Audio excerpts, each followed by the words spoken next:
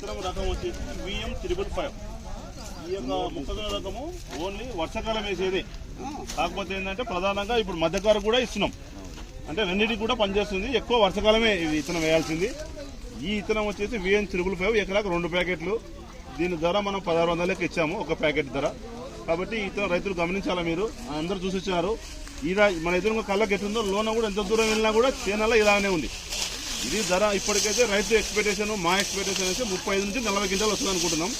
కాబట్టి తప్పకుండా ఇంకా బాగా చూసుకుంటే కూడా రైతు ఏంటంటే ఇది ఉల్లిగడ్డ కాలైనా 5 బస్తాలు వేసింది పార్తు మన దీనికి మందు. ఇంకొక 3-4 బస్తాలు వేసింటే దీని కథ వేరే ఉండేది. కాబట్టి 40 నుంచి 45 క్వింటాలు వచ్చే అవకాశం కూడా ఉంది. ఇదే ఇతనం గుర్తులు ఇచ్చాను సార్ వాళ్ళు. అక్కడ రైతు 40 నుంచి 50 క్వింటాలు వస్తుంది అంటున్నాడు. ఇతనం ఇప్పుడు మా దగ్గరికి 45 నుంచి 50 వస్తుంది అంటున్నాడు. కాబట్టి మీరు రైతులు గమనించాలా. ఇది ఎండు తెగులు కూడా తట్టుకోగలదు. ఎక్కడ కూడా ఇంతవరకు ఎండు తెగులు రావాలి చేనులో. ఇప్పుడు ఈ పైరస్ స్టాండింగ్ నాటి 4 నెలల 20 రోజులు అవుతుంది. అదే ఎండు తెగులు వస్తున్నా చేను సదరం అయిపోతాయి. కాబట్టి ఎండు తెగులు కూడా తట్టుకోగలిగింది, నిలబడగలిగింది.